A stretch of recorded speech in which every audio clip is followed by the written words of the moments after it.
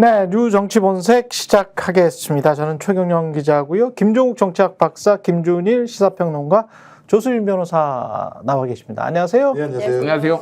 예, 탄핵 청원 관련해서 주말에 이야기들이 많이 돌았던 것 같습니다. 뭐 사이트가 마비가 됐다 뭐 그러던데 계속 그런 게 SNS에 돌더라고요. 그래서 오늘 아침에 좀 확인을 해보니까 어때요? 오늘 아침에는 괜찮죠?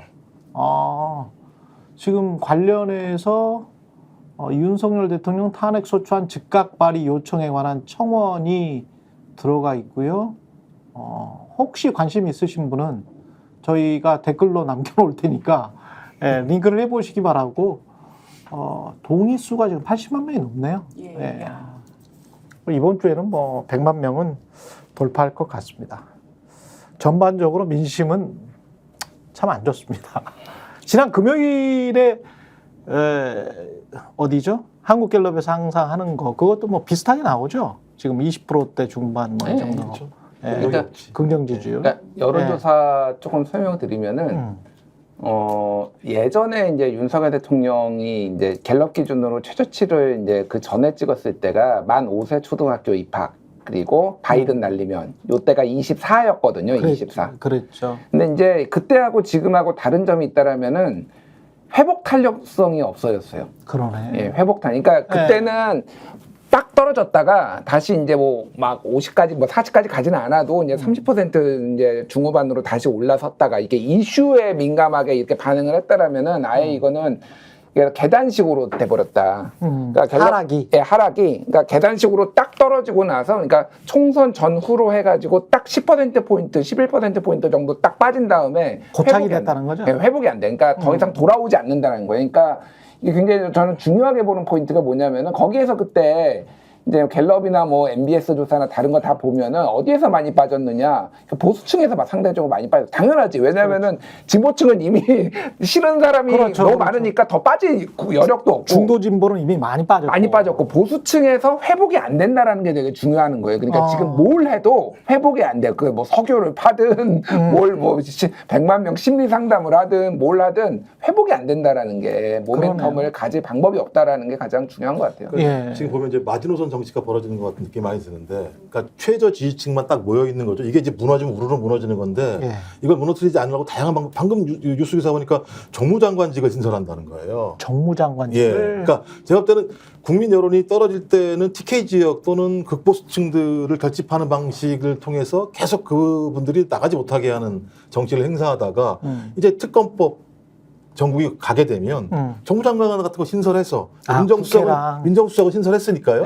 이제 그 소위 말하는 이제 공무원들 때려잡을 수 있는 어떤 직책을 만들어놨고 이제 국회의원도 어떻게 될지 모르는 상황이지 않습니까? 또 한동훈의 캠프에 지금 공식은 17명입니다만 비공식은 한 30명 정도 된다고 얘기를 하니까 실제적으로 뭘 나눠주거나 아니면은 뭐 캐비넷에 무엇이 있다고 알려주거나 이런 실제적인 정무적 역할을 할 사람이 필요했기 때문에 좀 그래서 지금 완전히 국회도 마지노선 정치, 그다음에 여론조사도 마지노선 정치를 하는구나. 그럼 상당히 위태로운 정국에 와 있구나. 이런 걸 새로 만든다는 건 모자른 것이 보이는 거잖아요. 그게 무너지면 안 된다고 생각을 하는 거니까 저는 상당히 좀 대통령실도 매우 극한적 상황으로 좀 가고 있다라고 판단하는 것 같다 이런 느낌이 들어요. 실제로 60대 TK 고정 지지층, 콘크리트 지지층 외에는 거의 다 빠졌다 이렇게 보이는 상황으로 보입니다. 뭐 리얼미터는 저렇고 한국갤럽은 20%대 중반 계속 지금 유지하고 있는 것 같습니다. 저는 쭉 보던 게 한국갤럽이라서 그게 또 숫자가 익숙하니까 아까 그렇게 말씀을 드렸었고요. 지금 보면 사실은 박근혜 대통령 탄핵됐을 때 탄핵을 당하는 그 기간이 10%대였거든요. 그 기간이. 그래서 20%대가 어느 정도 수치인가에 관해서는 어마어마한 수치입니다, 사실은.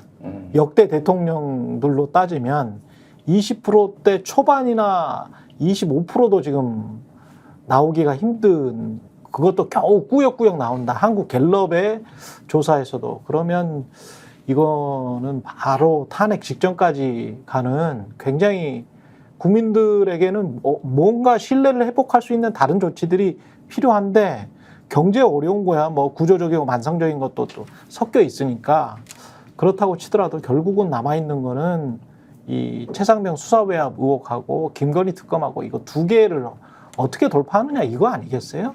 결국은 근데 상황을 보면 예. 그 2016년 갤럽 때도 마찬가지입니다만 20%대가 한 5, 6개월 정도 지속이 돼요, 실제적으로. 복원이 안 되다가 말씀하신 태블릿 PC 등 그렇죠. 이런 문제가 나오기 시작하면서부터 아, 내가 의혹으로 가졌던 것이 실제로 현실이었구나라고 국민들이 알기 시작하면서부터 거의 보수층이 괴멸적으로 지지를 철회를 하거든요. 예. 근데 지금까지는 아직까지 남아있는 이제 갤럽 기준으로 25%에 있는 국민들은 의혹을 제기하는 게 정치적인 거라고 판단하시는 분들이 계신 것 같아요. 근데 이제 명증한 증거가 그렇죠. 나타난다면 이게 용납이 안 되는 거죠. 용납이 안 되면 2016년 같은 사례를 밟을 수 있는데 아직은 제가 볼 때는 정치적 공세로 보고 있는 것 같고 지금 여당에 있는 당대표 선거에 나온 사람도 대부분 다 그렇잖아요.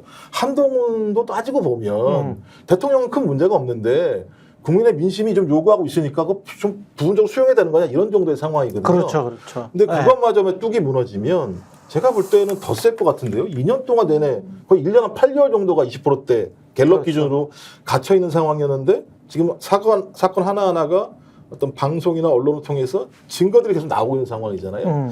저는 조금 더 가고 구체적으로 증거들이 나오기 시작하면 저는 서울에 있는 보수층부터 흔들릴 거라 생각이 들어요. 이제 그럼 아래로 내려가겠죠. 그런데 이제 보수 신문이랄지 우리나라 언론이 이 프레임도 저는 좀 마뜩치가 않은 게 한동훈 이건 누구건 간에 이제 관련해서 대통령이 지지율이 저렇게 낮고 신뢰도 낮으니까 뭔가 정치를 복원해야 되겠다. 여권의 정치를 복원해야 되겠다. 그런데 그 돌파구는 특검을 어떻게 이제 처리하는지 여부다. 그건 다 동의하는 거잖아요. 그걸 무대응을 하든 아니면 반발을 하든 뭐 한동훈식으로 뭐 대법원장이 임명하자라고 하든 여러 가지 대안이 나올 수가 있을 텐데 이걸 또 배신의 정치라고 이제 프레임을 거는 거지. 저는 이게 한동훈 장관에 관해서 그렇게 높게 평가는 하지 않지만 이렇게 무조건 배신의 정치다 이게 라고 프레임을 거는 한국 언론도 참 이 정말 문제다라고 생각을 해요. 아니 명분과 가치에 관해서 이야기를 해야지. 이게 지금 특검과 관련해서 결국은 진실이 잘 안 밝혀지니까 특검하자는 거잖아요. 그러면 진실을 밝히는 쪽으로 나아가고 정치적으로 합의하는 게 무슨 배신의 정치입니까 이게. 근데 무조건 배신의 정치래. 이거래서 유승민이나 뭐 이준석이랑 비교를 해서 이거를 여권에서 뭐 넘어설 수 있을까 이런 식으로 보수신문 쪽 심지어는 뭐 그거 보수신문이 아닌 다른 신문들에서도 이 프레임 자체를 쓴다는 거는 저는 정말 한국 정치부 기자들이 저 반성해야 된다고 봐요. 그러니까 뭐 예, 정말 반성해야 된다고 봅니다. 근데 이제 저는. 배신의 정치라는 거를 사실은 이제 언론에서 뭐 먼저 썼다라고 저는 보지는 않아요. 네. 그러니까 이제 정치인들이 쓰고 그거를 이제 뭐 어쨌든 받아 쓰는 거지. 받아 쓰는 거죠. 예. 그래서 이제 그거를 또 비판적으로 뭐 칼럼이나 사설로 이제 쓸 수는 있는 건데 뭐 스트레이트 기사는 이제 써야 되는 거고 두 가지 포인트가 있는 것 같아요. 하나는 결국은 배신의 정치는 탄핵 트라우마를 자극하는 거죠. 그러니까 지금 상황에서 윤석열 정부 탄핵시킬 거야. 그래서 아무리 윤석열 정부가 마뜩치 않아도 계속 이제 이런 좀 탄핵에 대한 어떤 부정적 인식들 이제 보수층에서 실제 그게 굉장히 세요. 제가 보수층 만나서 얘기를 해보면은 탄핵만은 안 된다라는 게 굉장히 강하기 때문에 내가 맨날 궁금한 게 정말 다 맨날 탄핵은 안 된다. 한동훈 후보도 탄핵을 막겠다 그러는데 탄핵할 짓을 하긴 한 거야? 그러니까. 윤석열이? 그렇죠. 그러니까 진짜 궁금해. 그러니까 그렇죠. 그렇게 본인들은 그렇게 생각을 하나 봐. 이거 확인해 보기 전에 모르는 거잖아요. 솔직히. 그렇죠. 아무도 모르는 거죠. 모르는 거예요. 탄핵 당할 짓을 했는지 안 했는지. 네. 근데 그거를 이제 입 밖에 계속 꺼낼 정도로 급한 게 하나가 있고 또 하나는 이제 보수의 좀 특수성이 있어요. 제가 약간 농담 반 진담 반으로 종종 하는 얘기가 있어요. 예.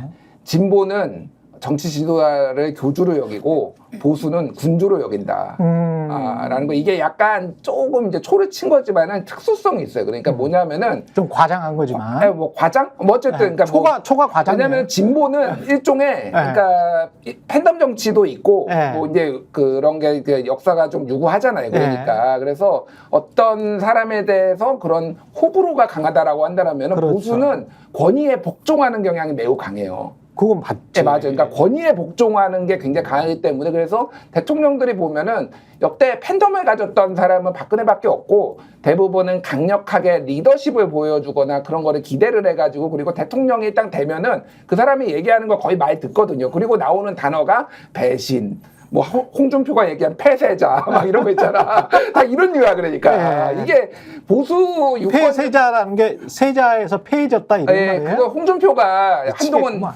이제 비판하면서 까면서 얘기를 했잖아요. 제가 말하는 건 뭐냐면은 예. 보수 유권자의 특성을 정확하게 파악하고 지금 나오는 게 배신의 정치라는 거예요. 그러니까 예. 원래 그런 성향들이 강하기 때문에 어떻게 최고 권력 지도자의 말을 이렇게 배신할 수가 있어? 이런 게 사실은 약간의 보수 쪽에는 이제 깔려 있다라는 거지. 그러니까 그런 걸 자극을 이제 두 가지 축으로 이제 한다 이렇게 보면 될 것 같아요. 예.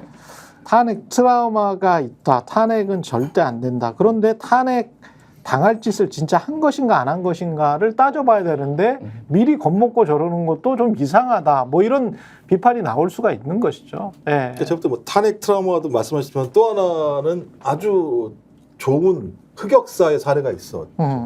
말씀하신 유승민 날라갔죠. 말씀하신 것처럼. 그다음에 이준석 네. 날라갔죠. 김기현 날라갔죠. 다 똑같은 내용이에요. 대통령을 배신하면 날라간다. 지금 구도도 마찬가지인데 한동훈이 대통령을 배신하면 너도 날라간다. 당원들한테 그런 메시지를 던지면서 프레임을 짜는 거거든요. 그러니까 결론은 오늘 참 인용한 그 의원이 원희룡이 100% 이긴다. 거의 90% 이긴다. 이렇게 얘기를 해요. 아, 그래요? 자기가 100% 내려갔다 왔더니 네. 보니까 야, 경남은 다르더라. 야, 국민의힘 당원들은 다르더라. 얘기하면서 네. 여론과 다르다. 자기는 90% 원희룡이 당선될 거라고 생각한다. 이런 식의 얘기를 하는데 그 핵심적인 내용은 뭐겠습니까? 대통령을 배신한 자는 선거를 진행하면서 당원들한테 배반을 당할 거고 배반을 당하면 당대표가 될 수 없어라고 하는 논리를 계속 지금 만들어내고 있는 거거든요. 그러니까 배신의 정치라고 얘기를 하다가 이렇게 허울을 씌우는 거예요. 허울을 씌운 거예요.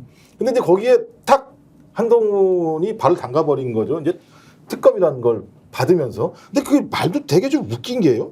최상병 특검과 관련해 국민이 갖고 계신 의구심을 풀어드려야 한다. 국민 의구심을 풀어드릴 여러분의 기회를 아쉽게 실기했다. 이 얘기를 하는 건데 뭐 실기는 두 가지겠죠. 하나는 최혜병 특검법도 있습니다만 런정석 때문에 또 하나는 이제 김건희 씨 특검법 문제도 있겠죠. 이 두 가지를 건드려 버린 거거든요. 근데 본인 논리대로 얘기하면 의구심이잖아요. 수사하면 풀릴 거라는 거잖아요. 예. 근데 왜 제3자를 얘기를 해요? 아무나 하면 상관없지. 무죄인데 의구심인데 수사하면 풀릴 거라고 본인은 얘기한 거잖아요. 이게 그렇죠. 지금 출마 선언문에 있는 거거든요. 그럼 아무나 수사해도 상관없는 건데 제3자가 수사를 하라고 얘기를 하면서 이제 또 물을 타는 거거든요, 이게. 전 그래서 지금 상황을 보면 저는 한동훈이 여론조사는 좋지만 말려 들어가고 있다는 느낌이 좀 있어요. 이 프레임에 좀 말려 들어가는. 한동훈이 그러니까 못 된다? 그러니까 말려 들어가고 있다. 아, 말려 들어가고 있다. 아니, 그러니까- 그런데 그거는 따로 하고 따로 그 특검 이야기랄지 최상병 이야기는 좀 따로 하기로 하고요. 정치 공학적으로 그러면 한번 접근을 해보면 한동훈의 지금 포지셔닝 플러스 지금 아까 한 30명 정도는 현역이 붙었다라고 말씀을 하셨잖아요. 예, 공식적으로 17명 캠프에 있다고 그러는데 네. 내부적으로 30명 정도가 관여 있다. 그리고 30명 정도면 원외위원장이 원외위원장도 아니지. 원외 그냥 인사지. 국회의원 원외 만났어요. 예. 원외 인사가 30명 정도의 국회의원들을 끌어당긴다. 상당하죠. 거기 정치 초보인데. 그거 대단한 거 창당할 수 아닙니까? 있는 수준이죠. 예. 극단적으로 말하면. 그러면은 되는 거 아니에요? 아까 제가 볼 때 지금 여론 지표상으로는 아무리 어떤 형태의 일이 벌어진다고 하더라도 80대 20인데. 될 수는 있는데 당원이 80. 제가 아마 지난주 월요일인가 여기서 말씀드렸던 건데 플랜 A와 플랜 B가 있다. 예. 플랜 A는 꼭 그렇다는 거겠죠, 한동훈은. 예. 그냥 플랜 B도 분명히 있다. 엄청나게 공포와 몽둥이로 두드러 맞으면 이게 상흔이 남습니다. 당대표가 되더라도 그냥 당대표가 되는 거랑, 그러니까 어디한으로 되는 거랑 우여곡절을 겪으면 되는 거랑 차원이 달라요. 예. 전 그럼 이제 플랜 B가 가동할 수 있다라고 하는 거죠. 상처를 남긴다. 예, 그러니까 한동훈이 당대표가 된다고 하더라도 대통령의 뜻을 어길 수 없을 만큼의 구조를 만들어내면 되는 거거든요. 대통령 입장에서야 무슨 상관이 있겠어요. 아니, 공멸할 수는 없잖아요. 한동훈도 그렇게 합니까? 우리 공멸할 거야? 너 나 죽으면 너 살 것 같아? 서로 똑같은 거거든요. 너 죽으면 나 살 것 같아? 이런 개념이기 때문에 저는 최대한 결집시키면서 사태를 한동훈이 안 되는 대로 몰아가려고 하겠지만 안 돼도 상관없어. 내가 휘두를 수 있는 능력과 칼이 얼마나 많이 있는데 당장 민정수석실 오늘 어떻게 했지만 정무장관직 신설 그다음에 거의 수백 개의 이 기관장들이나 감사들 이런 거 다 있거든요 실제로. 예. 좀 그런 카드 그다음에 또 아까 말한 캐비넷도 또 있겠죠. 예. 다양한 카드를 통해서 내가 유리할 수 있을 정도만 일정하게 익혀놓으면 된다고 생각할 수도 있죠. 이거는.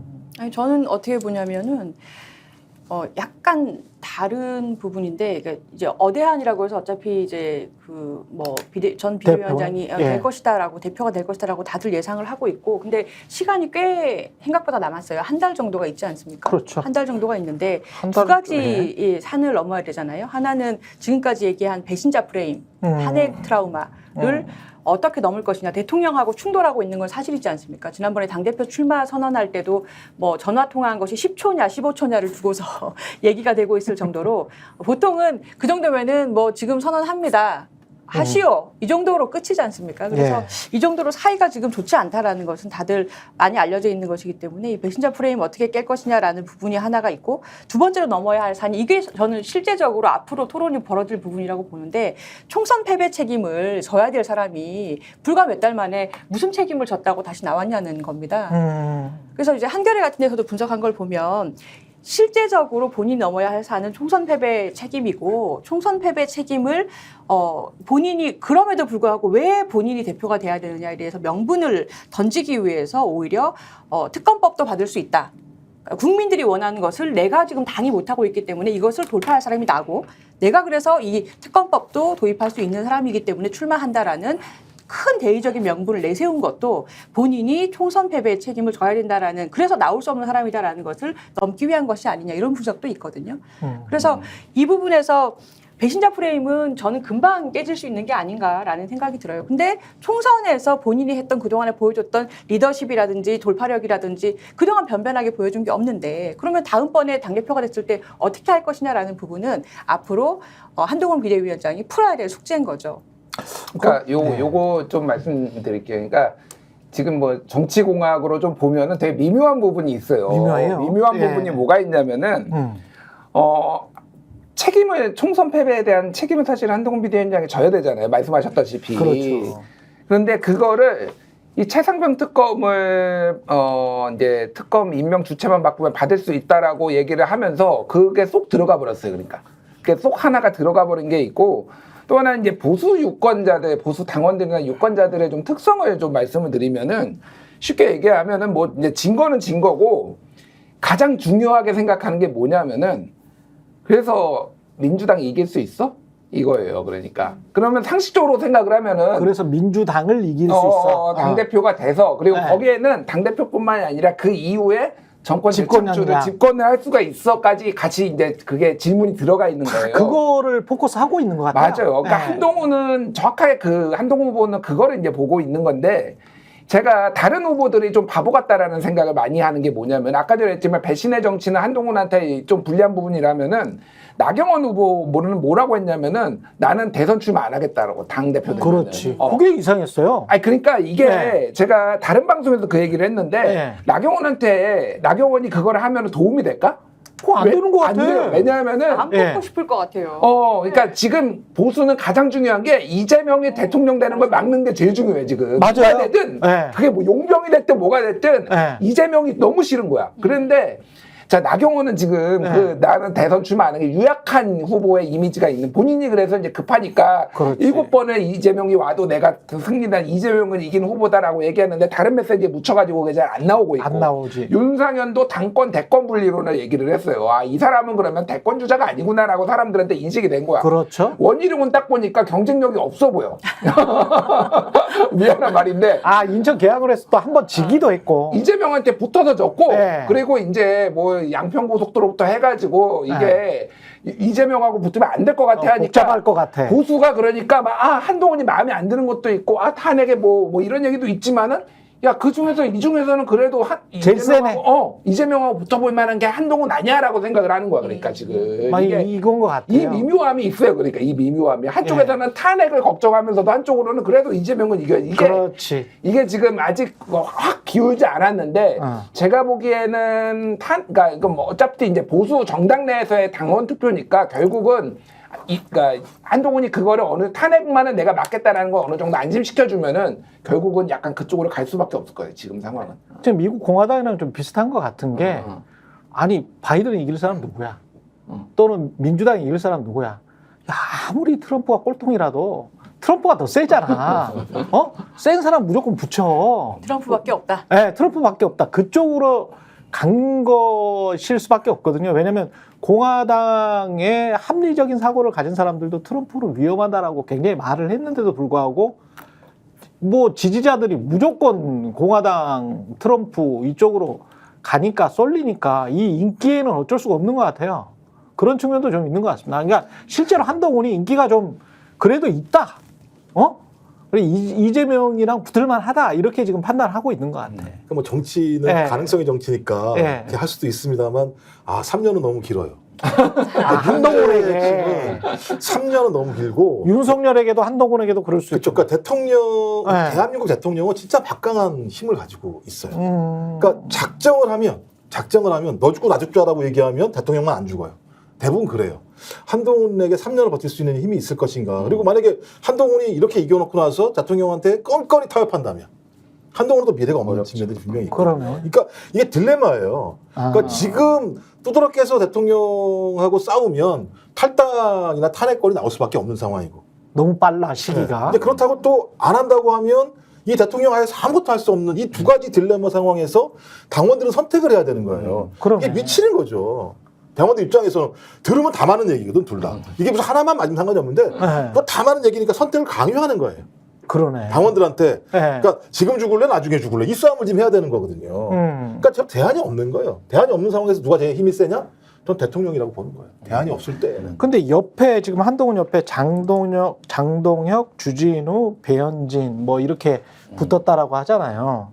그런데 제가 들은 말로는 이제 이걸 뭐 직접 방송을 했으니까 누구죠? 신인규 변호사 그런 이야기를 하더라고요. 신인규 변호사 이야기로는 김재섭의 행보를 잘 봐라. 김재섭은 오세훈의 사람이라고 볼 수 있다. 오세훈의 사람인데 김재섭이 한동훈에게 붙었다.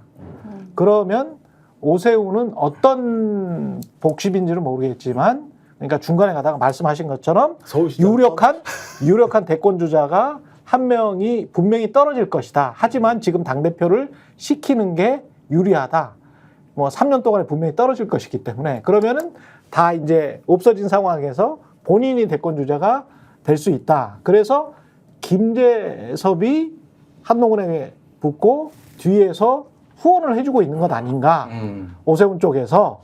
그래서 그렇게 생각을 해보면 윤석열의 윤심이라는 것도 대통령실이라는 것도 그렇게 쉽게 넉넉하게 뭐 원희룡을 갖다 꽂을 수 있는 상황이 과거처럼 그렇지는 않다. 왜냐하면 오세훈도 나름의 이제 세력이 있거든요. 근데 그게 오세훈의 세력이 또 아이러니한 거는 또 MB 계열이에요.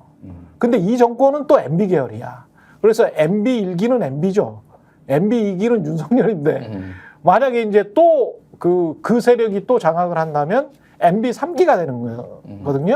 근데 그렇게 되면 사실은 박근혜 이후에 주류였던 한나라당의 주류였던 세력들이 다시 또 집권을 하게 되는 거기 때문에 그 집권 시나리오가 작동을 하고 있는 것 아니냐. 신인규 변호사는 그렇게 보더라고요. 그러니까 제가 네. 아는 부분 뭐 이제 이렇게 해서 오늘은 이제 거의 정치공학 얘기 아니요. 그 이야기는 잠깐 여기까지만 하죠. 뭐. 그거 말씀하세요. 짧게. 예. 그러니까 오세훈 시장에 대해서 친윤계를 포함해서 견제가 엄청 셌어요. 그렇죠. 예전에도 엄청 셌고요. 지금도 세요. 그러니까 그쪽에 이제 친윤들이나 이쪽에서 보기에는 그러니까 이게 그러니까 너무 자기 사람이 아니면은 다 적으로 보는 이런 게 그 보수 정치 내에서 계속 있었잖아요. 오세훈도 적인 거야, 사실상에. 사실상 적이기 때문에 예를 들면은 TBS 같은 경우에도 오세훈은 이거 살리고 싶어 했어요, 실제로. 제가 전에 들은 바로도 왜냐면은 자기가 시장으로서 이거를 옛날에 MB가 이명박이 활용을 했듯이 할 수 있다라고 이제 봤는데 서울시 의회 쪽은 친윤 쪽이거든요. 그러니까 그쪽에서는 다 제동을 걸어버린 거야. 그러니까 약간 이런 식의 이제 복잡한 관계가 있고 미묘하네. 네, 미묘한 게 있고요. 또 하나는 이제 오세훈 시장은 어쨌든 이제 대권 당연히 대선 나오려고 하고 있고 2026년에 이제 더 또 한 번 하지는 않을 가능성이 거의 뭐 저는 99%라고 보는데 거의 명확한 것 같습니다. 거의 명확해요. 예. 거의 명확해요. 그런데 지금 오세훈의 가장 큰 아킬레스건은 뭐냐면은 최근에 여론조사 보면 비호감도가 제일 낮은 정치인이에요. 그렇죠. 네, 비호감도가 제일 낮아요. 네. 이재명이나 뭐 한동훈이나 다른 대권 주자들보다 그렇습니다. 비호감도 높은데 호감도도 낮아요. 상대적으로. 무관심? 무관심. 약간 좀 관심이 없구나. 상대적으로. 그래서 지금 그러니까 정치공학과 함께 보수 색채를 강화를 하려라는 게 태극기 휘날리며 해가지고 110m를 이제 세우려는 것도 보수 쪽에 이제 구애를 하겠다. 그래서 그거 욕을 그러네요. 먹는 거를 싫어하지 않는다라고 제가 얘기 들었어요. 왜냐하면 어차피 그거를 자기 임기 내에 지금 다 세울지 안 세울지도 모르고 그렇죠, 자기는 그렇죠. 정치적 그것만 달성하면 되는 거니까 기본적으로 하는 게 있고 또 하나는 아까 전에 우리 최경영 진행자가 말씀하셨다시피 지금 그런 거 있잖아요. 무림에서 막 고수들끼리 다 모이다가 그렇죠. 근데 모두가 다 뭐 양패구상 뭐 이런 거 그렇죠. 있잖아요. 다 죽는 거. 그렇죠. 거기에 이제 혼자 네. 뒤에 빠져 있다가 도야청청 살아남는 이 시나리오를 굉장히 유력하게 보고 있는 거 하나가 있고 네. 최근에 정무부 시장은 김병민을 데려갔거든. 김병민이 정무부 시장을 갔어요. 그랬군요. 네, 젊은 정치인들에 대해서 자리를 많이 주면서 상당히 왜냐면 서울시장이 할 수 있는 자리가 굉장히 많잖아요. 그렇죠. 그리고 옛날에 박원순 시장이 진보 진영이 약간 되게 국회 내에서 어려웠을 때 박원순 시장 덕분에 이게 보존이 됐거든. 자리가 있어야지 사람들이 먹고 살 수 있을 거 아니야. 맞습니다. 지금 오세훈이 약간 그런 플랜을 지금 하면서 젊은 정치인들 낙선한 사람 굉장히 많잖아요. 그러네요. 다 끌어오고 있어 지금. 아. 네, 그래서 김재섭 얘기도 아주 허황된 얘기는 조금 맥락이 조금 다르긴 한데 약간 예. 완전 허황된 얘기는 아니에요. 예. 제가 그런 공학이 좀 작동하고 있는 것 같다. 젊은 정치인들이 지조가 없어요. 먹거리 생긴 걸로 가는 거야. 예. 제가 이제 제가 내용을 쭉 들었거든요. 예. 그러니까 친오 세력들 같은 경우 그림은 잘 그려요. 근데 그걸 만들 수 있는 힘은 없어. 예. 그럼 서로가 나눠는 먹어요 또. 그러니까 지금은 좋겠죠. 근데 그런 정치해가지고 제가 볼 때 뚫고 나갈 수가 없으니까 기본적으로 오세훈 서울시장이 런닝 입고 나오는 거 보면서 런닝. 시작을 했구나. 네.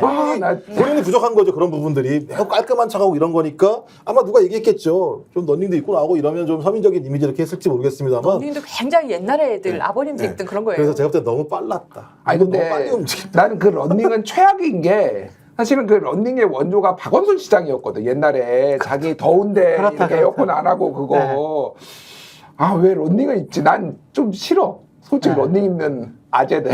아니 그러니까 그걸 사람이 입을 수는 있는데 그걸 왜 보여줘야 돼?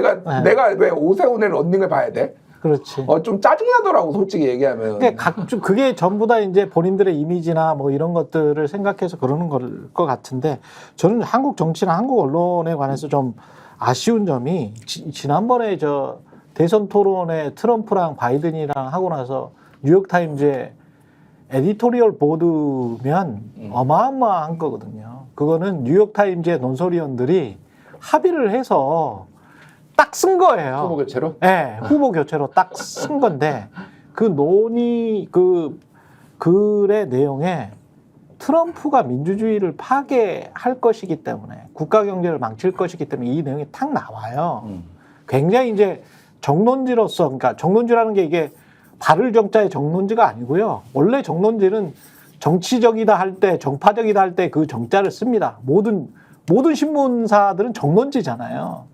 근데 뉴욕타임즈를 한국에서는 이제 공론지, 좋은 말로 발을 정자의 정론지, 세계적인 유수지 이렇게 표현을 하잖아요. 근데 세계적인 유수지에서 트럼프는 절대 민주주의의 적이기 때문에 안 돼. 그러니까 바이든이 나가야 돼. 바이든 너 갖고는 힘들겠어. 요지가 그거거든요. 근데 저는 지금 국민의힘이나 윤석열 대통령을 대하는 한국 언론이나 한국 정치인들의 태도는 상당히 비겁하다고 봅니다. 이 사람들이 한국 민주주의의 적인지 아니면 한국 민주주의의 같은 편인지 이것부터 저는 구분을 해야 된다고 보거든요.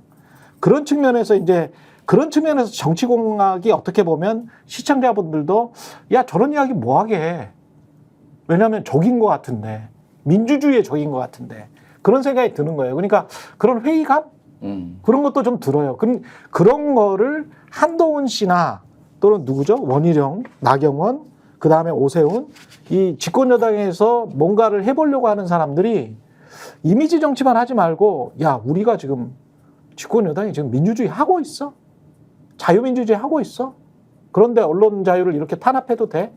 여기에 관한 자기 성찰의 목소리가 안 나온다는 거는, 그리고 그거를 뭐랄까 압박하는 언론이나 이런 게 없다는 거는 굉장히 좀 아쉬운 부분입니다. 그 말씀하신 네. 것처럼 미국 정당 정치의 핵심적인 내용들은 네. 정당이 반민주적인 후보들을 걸러낼 수 있는 힘을 갖고 있는 거예요. 대중이 아무리 좋아해도 정당 정치를 훼손하거나 민주주의를 훼손하면 정당이 걸러냈던 역사적 경험이 있거든요. 그게 한번 딱 깨진 게 트럼프였었어요. 미국 정치에서는. 트럼프라는 사람을 만들어내면서 괴물이 등장하긴 이상하지, 합니다만 괴물이지. 당장 말씀하신 것처럼 트럼프가 또다시 등장했을 때 미국 정치, 정당 정치, 그다음에 민주주의가 훼손될 걸 알기 때문에 뉴욕타임즈 같은 데서 결사적으로 예를 들면 여기를 바꿔서라도 하겠다는 얘기를 한 건 정당 정치에게 제기하는 거거든요. 민주주의를 위해서 당신들이 이제 작동해야 될 때야 언론도 문제되겠습니다만 민주당한테 얘기하는 거거든요. 근데 이제 우리는 그런 게 없죠. 그냥 이익만 분담할 수 있으면 민주주의가 무슨 상관이 있어. 라고 하는 구조 자체가 저부터 거의 만연해 있어요. 만연해 있어요. 그리고 또 그러니까 보스에 대한 충성도가 과거는 예를 들면 보스에 대한 충성도가 야, 저 사람은 민주화 운동을 위해서 목숨을 걸었으니까 뭐 이 정도의 가치가 있으니까 충성을 하는데 여기는 왜 충성하는지 잘 모르겠고 어느 순간부터 집권 연장을 해서 네. 집권 연장을 해서 국민들이 잘 살게 되고 평화롭게 되고 더 민주주의가 발전하게 돼. 민주당도 그거는 똑같은 마찬가지입니다. 민주당이 이재명이 집권해서 국민들이 평화롭게 되고 잘 살게 되고 그렇게 돼. 그 질문을 끊임없이 해줘야 되거든. 언론은. 근데 왜 그거를 왜 안 하는지 모르겠어. 그거를 왜 안 하고 자꾸 그들의 정치공학이 뭐 누가 되고 누가 안 되고 그건 너무 수준 낮은 이야기인 것 같거든요, 사실은.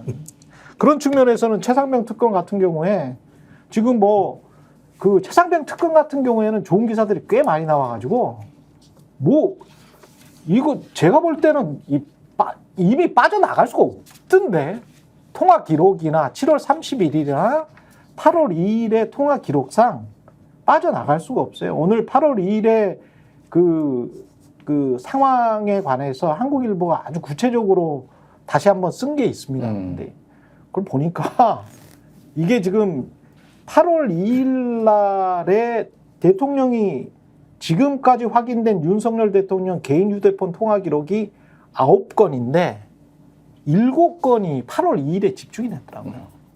8월 2일에 집중이 되고 이게 아주 일렬로 쭉 어떤 지시를 받았다는 게 통화 기록만 봐도 나와요. 왜냐하면 윤석열 대통령이 12시 7분부터 이종석 국방장관한테 계속 3차례 전화를 하잖아요. 그리고 난 다음에 임기훈 비서한테 또 전화를 해요. 그리고 임기훈 비서가 유재은한테 전화를 해요. 그리고 유재은이 경북경찰청 전화를 받고 다시 콜백을 해줘가지고 통화한 다음에 통화 기록 회수하러 간다고 하잖아요. 그러니까 이 시간의 구도상 이거는 뭐 완전히 완벽하던데. 그러니까 이거는 뭐 빼박처럼 보입니다. 또 하나 빼박은 네. 이제 7월 30일 날 이제 부속실장 강의구의 전화 통화가 있었기 때문에 7월 31일. 그러니까 대통령이 지시가 아닌 부속실장이 무슨 뭐 임성근하고 옛날 중마고도 아닐 텐데 분명히 이제 그렇게 거기 대통령 지시를 했겠죠. 근데 지금 또 빠져나갈 구멍을 만들고 있어요. 언론 이런 데 나오는 거 보면 예. 통화한 건 사실인데 내용이 없어. 내용이 없으면 그 내용이 없기 때문에 처벌할 수 없을 거예요. 어떻게 정황만 가지고 처벌할 수 있지? 대통령실이 버티는 것도 그거예요. 제가 볼 때는. 수사를 하면 뭐 할 수도 있겠죠. 거부권 행사하겠죠. 기본적으로. 된다고 하더라도 수사 내용이 알맹이가 없으면 정황만 가지고 처벌할 수 있느냐라고 하는 부분들이 지금 언론에서 계속 나와요. 계속 나오는 내용들이 그 내용이기 때문에 이 내용은 또 간접적으로 야, 입 닥치고 있어. 증거 다 숨겨놔라고. 그러니까 그러면 버틸 수 있다고 생각하는 거죠. 대통령은 거부권으로. 그다음에 이후에 서로의 증거 인멸 또는 공모 이런 걸 통해서 넘어갈 수 있다라는 얘기들이 계속 나오기 때문에 한 발을 앞으로 못 나가는 거예요. 다 나와 있어요. 제가 볼 때 안 나온 게 없어요. 그러니까 결국에는 예.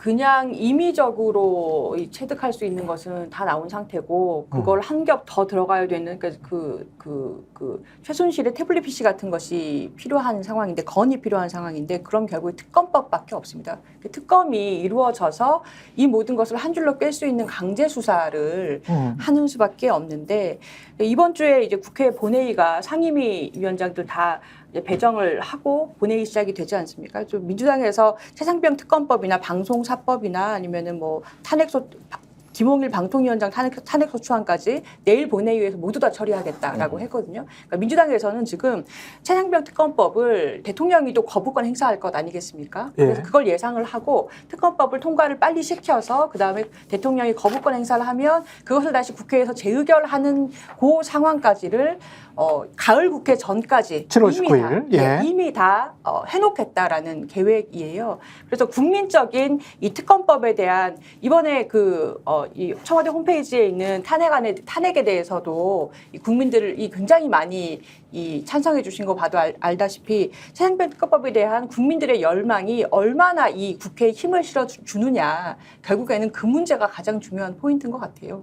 최상병 특검과 관련해서도 아까 그 대통령 지지율에 그 보수층에서 빠진 많은 부분들이 있지 않습니까? 25에서 35 사이라고 한다면 한 10%포인트가 빠졌는데 그 빠진 부분이 사실은 최상병 특검이라고 저는 봐요.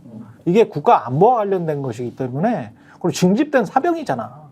이거는 뭐 징집된 사병이 사망을 한 사건을 이상하게 처리를 했다. 근데 그게 혹시 또 로비 아니야? 이래버리면 아무리 보수적인 생각을 가지신 분들도 그 보수적인 생각 때문에 더 강하게 이 사건 처리를 이 사건은 특검으로 가야 된다라고 생각할 수밖에 없을 것 같거든요. 뭐 거기다 이제 국회의장 발언도 되게 중요한 거죠. 그러니까 이태원 사건을 그렇게 바라보는 사람이 최상병 특검도 이렇게 바라봤을 거라고 보는 거죠. 그러니까 어떤 형태로든지 이 문제와 관련해서 외부 세력이 의도를 가지고 이것을 정쟁화시키고 있다라고 생각을 하기 때문에 이태원 특별법, 그러니까 이태원 참사 문제든 최상병 문제든 이렇게 봤을 가능성이 높다고 생각해요. 이게 두 가지가 연동이 되겠죠. 근데 문제는 속도가 너무 더디다는 거예요. 기사 보니까 공수처에서 수사를 하는데 지금 국방부 조사본부 단계까지 못 갔다는 거예요.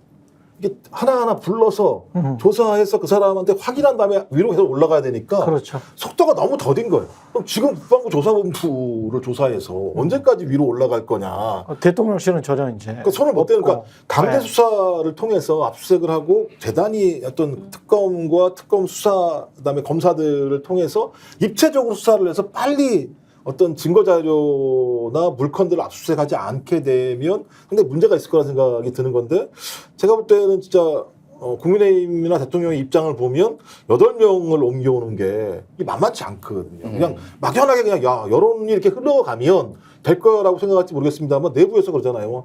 대통령 탈당시키자는 거야? 대통령 탄핵시키자는 거야?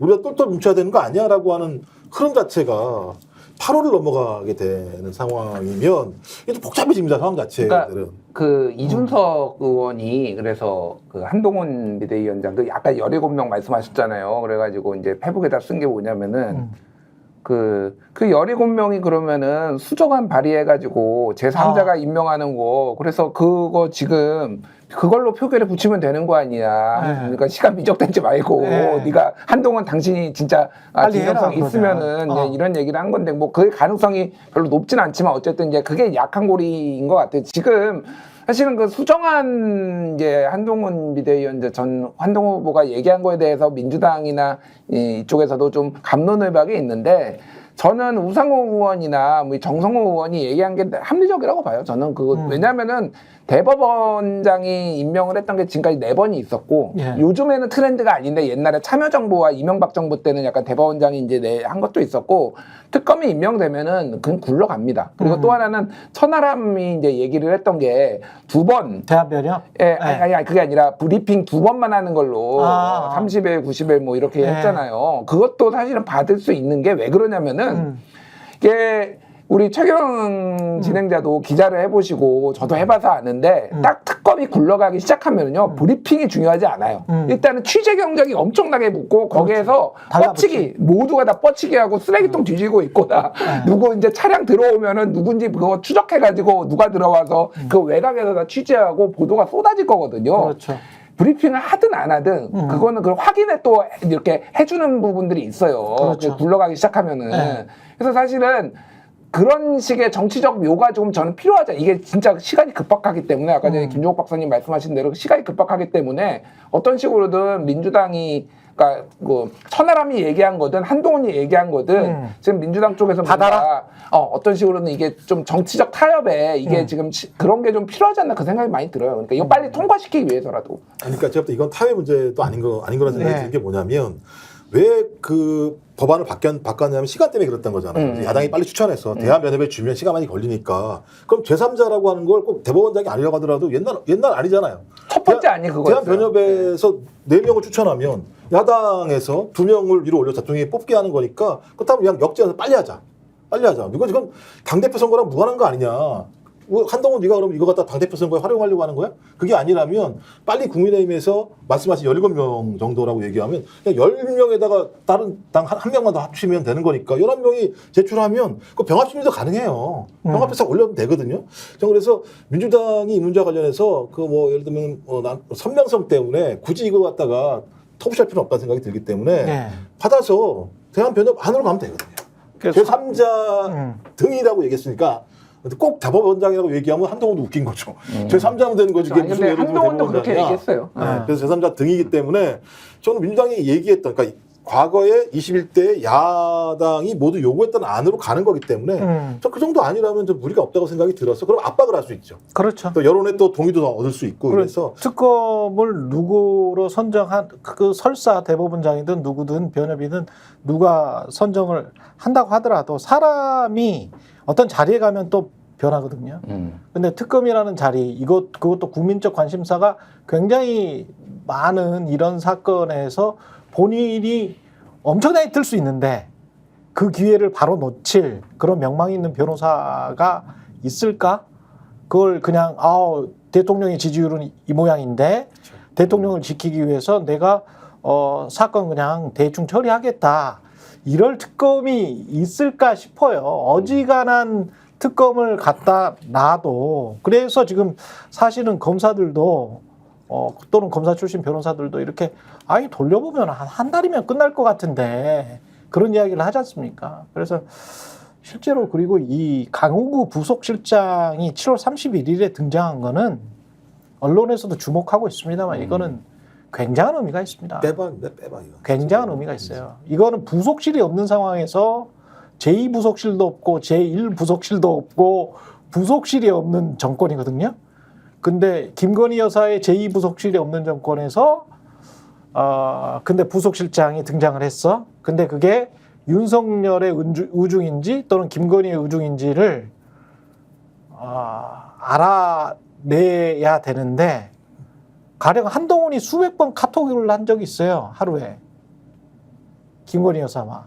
그죠. 남편과 통화가 안 됐다라고 네. 변명을 내면서 그렇죠. 했던 게 있죠. 예. 급박한 상황에서는 서로 간에 카톡을 많이 할 수 있는 거죠. 그렇죠. 예. 그래서 부속실이 없고 강훈구가 직접 등판을 하고 직접 등판해서 임기훈한테 그 아침에 전화를 했다? 저는 이건 굉장히 큰 함의가 있다고 봅니다. 예. 맞습니다. 예. 그래서 특검도 이런 내용이 있는데 성과를 못 내면 이제 요 바가지로 넘어겠죠. 그렇지. 뭐한 거야? 그렇죠. 다 나와 있는데 이게 지금 거의 다 나와 있어요. 국민들이 다 그림은 그려도 안 된다. 그림이 증거만. 그렇지. 맞아요. 그림이 그려진 상황에서 그것과 완전히 반대되는 뭐라고 하기에는 엄청난 증거가 나오지 않는 이상 납득하기 쉽지 않을걸요. 사실은 일반 사건이면 이 정도 증거면 결론만 내면 돼요. 나머지는 이렇게 짐작할 수 있다 또는 이렇게 예상할 수 있다라고 해서 일반적인 사건이면 이 정도 증거면은 결론 내서 기소를 해도 되는 정도입니다. 만약에 말이죠. 특검을 7월 19일 최상병 그 순직 사건 나기 전에 뭐 이렇게 막 임명하고 이렇게 된다고 하더라도 대통령실이나 방통위가 지금 그 굴러가는 이 상황, 방통위원장이 김홍일 위원장이 그냥 쭉쭉쭉 해버렸잖아요. 지금 공영방송 임원 선임 계획을 의결을 해버렸습니다. 3일 전에. 지난달 28일에 했는데 이거는 결국 타겟이 MBC 박문진 이사 그냥 바꾸겠다. 원래 시한이 8월인가 그랬죠. 그래서 그 바꿔야 되니까 지금 선임 계획을 의결해서 그 안에 빨리 바꾸겠다. 당신들이 민주당이 어떤 뭐 방송과 관련한 방송 3법, 그다음에 방통 입법 어떤 거를 하든지 그거는 국회 당신들 마음대로 하시고 우리는 우리 권한이 있을 때 그냥 바로 바꿔버리겠다. 그게 지금 현재 법이다. 그리고 뭐 거기에 관해서 너희들이 할 수 있는 게 뭔데? 지금 이거 아니에요? 지금 사실 민주당은 방방 뜨고 있지만 어떻게 해볼 수도 없어. 지금 이런 식으로 막 막무가내로 가버리면. 그렇죠. 예. 이미 공고는 났으니까 그쵸. 절차는 개시가 된 거고. 뭐 사람이 손든 사람이 없으면 좀 문제가 되겠다. 그죠? 예. 근데 그럴 일은 없잖아요. 그러니까 뭐 또 임명하면 되니까요. 네. 뭐 이인 취재 계속 가면 되는 거고 자기들 말대로 위법하진 않다는 거잖아요. 바람직하진 않지만 그렇죠. 위법은 아니라고 얘기를 했고 그 김홍일도 마찬가지입니다만 맨 처음에는 언제 할 거냐 공모를 이렇게 얘기했더니 그때는 아직까지 계획 없다 그랬다가 탄핵 얘기 나오니까 이틀인가 후에 회의 열어가지고 그 공모 절차를 밟겠다고 손을 들어버린 거니까 아마 대통령의 관심사항이겠죠. MBC는 저거 그러니까 그 김홍일 이런 사람들 이동관 보냈던 이유 가장 핵심적인 이유는 뭐 방송 장악입니다만 특히 MBC를 어떤 형태로 들었든지 완전히 그냥 도륙을 내려고 했다고 저는 생각을 하거든요. 그렇죠. 핵심적인 이유가 그러면 MBC만 도륙을 내면 자기가 앞으로 3년 동안 살아가는데 큰 걸림돌 하나는 사라진다고 생각을 했어요. 따뜻하지. 얼마나 따뜻할지 모르겠습니다. 그러니까 국민 여론이나 민심을 아예 무시하는 거죠. 뭐 얼마나 따뜻할지 모르겠습니다. 네. 그런데 지금 상황을 보면은 말씀하신 것처럼 수단이 많지는 않은 것 같아요. 그러니까 탄핵 절차 들어가기 전에 사임을 하게 되고 대통령이 다시 또 임명하고 이런 절차를 겪으면 국회에서 이걸 의결사항, 표결사항이 아니기 때문에 그렇죠. 계속 왔다 갔다 치고받고 하면서 시간 끌면은 그렇죠. 시간 끌면 절차는 가야 되는 거고. 그 안에 현재법으로 그냥 하겠다. 그렇죠. 공적으로 올라온 네. 거기 때문에 그다음에 대통령이 임명 안 하면 방통위원도 임명이 안 되는 거니까.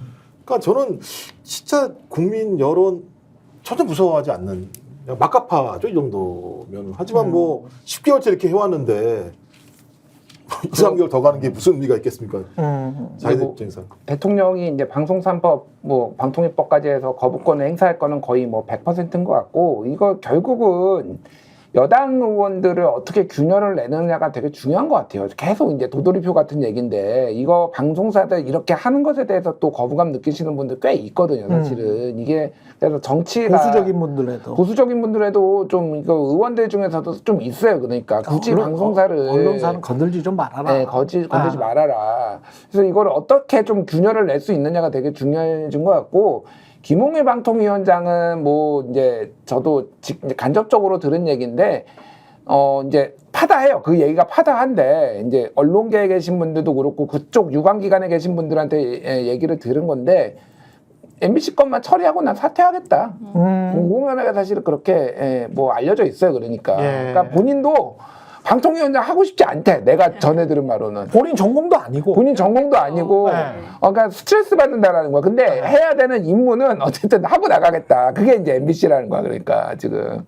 그러니까 아마 사퇴할 것 같아. 제가 보기에는. 탄핵 뭐 근데 가기 전에. 두 가지가 궁금해요. 만약에 이런 식으로 이제 MBC 박문진 이사들이 임명이 되고 그리고 MBC 사장이 바뀌겠죠. 사장이 바뀌면 MBC는 KBS처럼 무참하게 무너질까?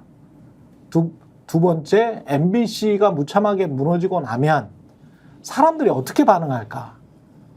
K가 저렇게 이제 무참하게 무너져서 사실 박민 KBS의 9시 뉴스는 주요 아젠다를 지금 다 회피해 가고 있거든요. 특히 최상면 특검 같은 경우는 뭐 회피하는 게 눈에 많이 보입니다. 제 눈에는 그렇습니다. 일반 시청자들도 마찬가지일 것 같은데 MBC도 그렇고 나면 국민들이 우리나라 사람들 굉장히 똑똑하잖아요. 거기다 SNS나 뭐 이런 것들이 너무 발달해 있는 상황이라서 이게 어마어마한 또 역풍이 불 수도 있지 않을까 그런 생각도 들고요. 어떻게 전망하시는지 그것도 궁금하네요.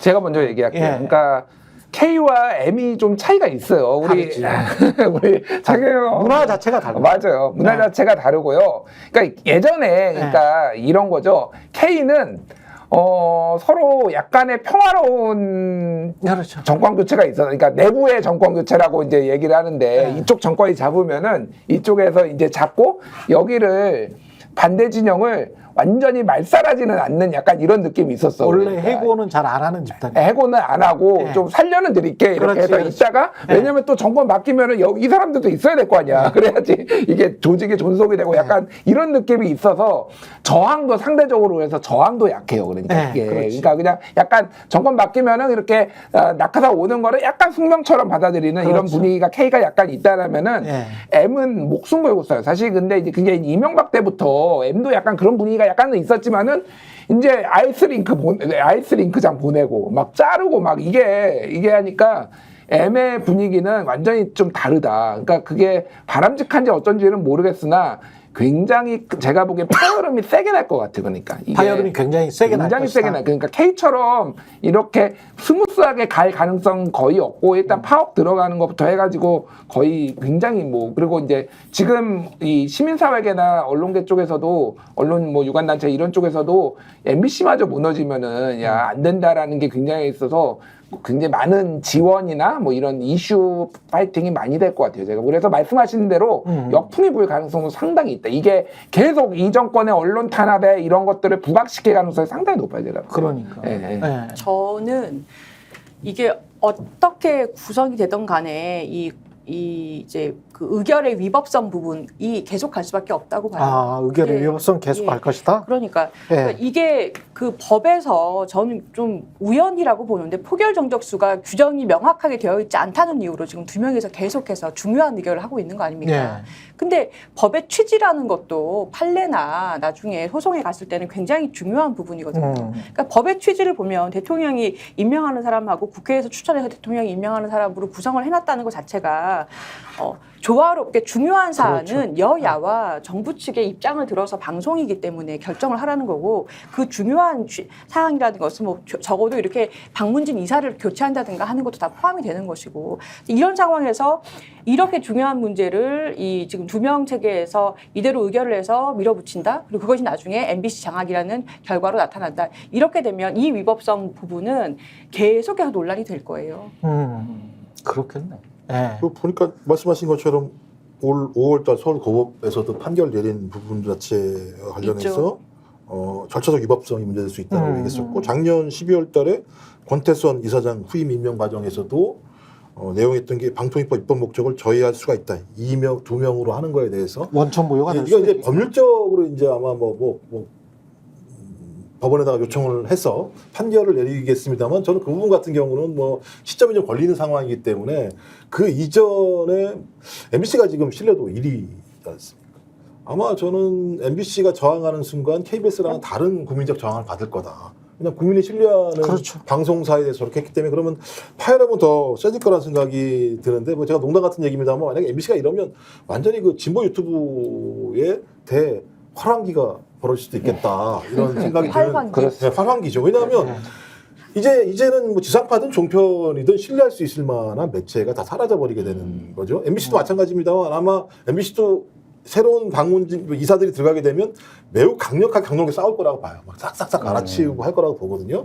전 그러면 거기에 저항을 하겠습니다만 그 와중에 국민들이 무엇인가 진짜 제대로 된 정론을 듣고 싶어하는 상황 자체가 사라져버리게 되는 상황이기 때문에 매우 공황 상태가 될 가능성이 높다. 저는 이때 진짜 민주당이 열심히 싸워야 된다고 생각이 들어요. 왜냐하면 제가 YTN 노정면 앵커 얘기도 들어봤더니 진짜 외롭게 싸워왔었다. 그때도 노조가 오랜 기간 동안 싸워왔었다. 근데 이제는 힘이 없다. 그렇게 싸워왔음에도 불구하고 변한 게 없는 상황에서 또 언론 보고 싸우라고 얘기하는 것 자체가 이런 공백기가 분명히 있기 때문에 좀 이럴 때일수록 야당들이 엄청나게 잘 싸워줘야 된다. 그래서 노조의 뒷받침이 돼줘야 되거든요. 노조뿐만 아니라 이제 언론계에다가. 근데 제가 듣기로는 그랬어요. 매우 많이 힘이 빠져 있어서 옛날처럼 싸우기는 어려울 수도 있다 생각이 드는데 MBC는 모르겠습니다. 제가 MBC 내부 사정을 잘 모르겠습니다만 저는 그래서 좀 이 상황에서는 전면적으로 정당 특히 야당이 최대한의 노력을 통해서 이걸 막으려고 하는 싸움들을 해줄 필요가 있다. 과거에 언론 노조들이 앞에 섰다고 하면 좀 정당이 좀 앞에 섰다는 생각이 들어요. 이번 같은 경우는 좀 그래서 어떤 그런 어떤 과정들을 통해서 국민 여론들을 압박해 내야 될 필요가 분명히 있을 것 같고 뭐 그렇다고 하더라도 국민 여론에 전혀 개의치 그렇죠. 않은 대통령이기 때문에 네. 과정 자체는 어떻게 될지 모르겠습니다만 근데 사례들이 대부분 그래 왔어요. 어떤 거였냐면 방송을 장악하면 조용해지더라. 이건 우리나라뿐만 아니라요. 대부분 예를 들면 독재화되는 국가들의 정치인들이 선택한 가장 좋은 방법들이 언론을 장악하고 그렇죠. 법원을 압박하고 시민단체를 눌러버리는 방식을 통해서 군소리 없게 만드는 정책을 써왔었거든요. 근데 이게 대체적으로 성공합니다. 나중에는 정권 교체가 된다고 하더라도 당장은 입막음이 되거든요. 아마 그런 노임수라는 생각이 들기 때문에 뭐 한국은 좀 달랐으면 좋겠습니다. 그럼에도 불구하고 대한민국은 이런 부분들을 좀 돌파하고 뚫고 나갈 수 있는 힘들을 보여줬으면 좋겠습니다만 그게 만만치는 않을 거라 생각이 들긴 합니다. 선후관계나 인과관계가 제가 생각할 때는 뭐가 앞이고 뭐가 뒤인지는 사실은 모르겠어요. 왜냐하면 미국 같은 경우도 팍스뉴스가 융성하기 시작하면서 트럼프 같은 사람이 등장을 한 거거든요. 근데 팍스뉴스가 융성하기 시작한 거는 미국 유권자가 이른바 자유무역에 의해서 중국인들에게 많이 어떤 고용이나 일자리를 많이 뺏겼다라는 어떤 보수적인 논객들이 나타나고 그런 논객들이 그런 이야기를 설파하니까 그게 대중적으로 상당히 설득력 있네라고 이야기를 하기 시작하면서 그러면서 이제 트럼프가 그거를 지배적인 담론으로 이끌고 가고 중국만 때리면 돼. 그리고 우리는 우리끼리 잘 먹고 잘 살자. 보호무역, 미국 고립주의 이쪽으로 쭉 가는 거거든요. 그러니까 이제 그러면서 또 이제 미국의 이른바 이제 공영방송이라거나 NPR이나 이런 것들은 또 미국 공화당에 의해서 많이 또 탄압을 받았어요. 연방정부 예산도 막 삭감해버린다고 하고 막 그런 이야기를 많이 들었습니다. 근데 이제 미국과 한국의 좀 다른 점은 그럼에도 꾸역꾸역 다 그냥 똑같이 살아요. 그냥 어떤 극단적인 주장이 나오든 간에 기존의 어떤 체제가 확 무너지지는 않아. 근데 한국은 민주주의가 조금 좀 역사가 좀 짧아서 그런지는 모르겠습니다만은 그 기존의 민주주의에 구성하고 있는 요소들을 아예 없애버리려고 해. 그거는 굉장히 큰 거죠. 그래서 제가 모두에도 이거 민주주의의 적들 아니야? 이 정도 되면 그런 생각을 할 수밖에 없는 거죠. 그 부분은 그러니까 두 가지가 있는 거죠. 민주주의의 역사가 짧고 사실은 우리의 민주주의가 서구만큼 피를 많이 흘리지는 않았잖아요. 그렇지. 예, 피를 많이 흘리면 흘릴수록 그거에 대한 가치를 더 뼈저리게 느끼기 때문에 그렇지. 이식된 민주주의가 하나가 있는 것 같고 또 하나는 대통령한테 너무 많은 권한이 있어요. 내가 보기에는 너무해. 너무 많은 권한이 있어서 제가 지난주 목요일에 조국혁신당에서 이제 정치개혁 토론회 했었거든요. 그래서 거기 토론자로 이제 가가지고 이제 얘기도 했는데 조국혁신당이 이제 뭐 여러 가지 정치개혁들을 하는 건데 중요한 거는 단기 과제와 중기 과제와 장기 과제를 좀 분리를 했으면 좋겠다. 이게 매번 안 되는 게 닥쳐가지고 뭐 이해관계가 첨예한 거 가지고 그렇지. 하려는 거는 그런데 가장 중요한 거는 어쨌든 이게 정치개혁에 성공하려면은 대통령의 권한을 조금 제한을 하는데 그렇습니다. 당장 윤석열 대통령부터 하고 싶지만은 그렇게 하면은 저항이 너무 셀 거니 다음 대통령부터 적용을 할 수 있게라고 해서 그거에 유불리를 따지지 말고 하면 좋겠고 조국혁신당이 그걸 좀 앞장서라 그런 얘기를 했어요. 사실은 이거는 누가 다음 대통령이 될지 모르겠어요. 이재명 대표가 될 수도 있는 거고 뭐 다른 사람이 될 수도 있는 거잖아요. 사실은 어느 정도 그러니까 이거를 지금 좀 해야 된다. 그러니까 분권형 대통령이고 이런 거를 해서 이게 말도 안 되는 짓을 정치 권력자가 했을 때 그거를 견제할 수 있는 수단을 다른 데 좀 주는 것도 되게 정치개혁에 굉장히 중요한 문제 같아요.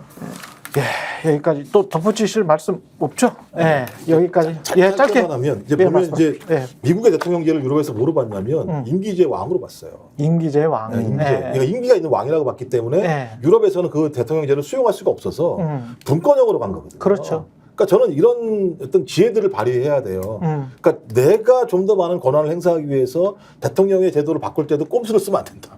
원칙론에 입각해서 진짜 없앨 걸 확실하게 없애서 견제 규정을 할 수 있게 한다 생각이 드는데 가끔씩 보면 이 야당에서 나오는 것도 안들도 보면 약간의 꼼수도 있어요. 좀 제발 좀 진실되게 접근했으면 좋겠다. 그 얘기 할게. 그 최민희 과방위원장이 그 얘기했잖아요. 왜 이렇게 좋은 방송 3법에 민주당 문재인 정부 때 안 한 거냐라고 국힘이 하니까 민주당이 잘못했습니다. 이렇게 얘기했잖아요. 최민희. 네, 최민희 과방위원장 그 얘기 잘못했다고 얘기했거든요. 그게 그냥 비판을 피하기 위한 게 아니라 좀 성찰이 필요해요, 민주당이. 그러니까 사실은 방송 3법 했었어야 되거든. 그때 언론 노조나 이런 데서 계속 해야 된다라고 얘기를 했는데 이렇게 그때는 급하게 하지 말고. 그러니까 사실 민주당도 조금 고민을 해야 하는가. 다음에 이제 정권에 가져왔을 때라도 정말 해야 될 거는 좀 차분하게 좀 다 해줬으면 좋겠어요. 대통령의 권력 그리고 검찰의 권력 요거는 어떤 정권이 들어와서든 좀 매듭이 좀 지어졌으면 좋겠어요. 맞아요. 예. 여기까지 예, 김종욱 정치학 박사, 김준일 시사평론가, 조수진 변호사였습니다. 예, 정치본색 내일도 10시 50분에 돌아오겠습니다. 고맙습니다. 저희가 얘기할 때 오셔가지고 라이브로 관전하시기 바랍니다. 반드시 주변 사람들 데리고 오시기 바랍니다. 구독, 좋아요, 알림 설정 해주시기 바랍니다. 좀 살려주십시오, 저 좀.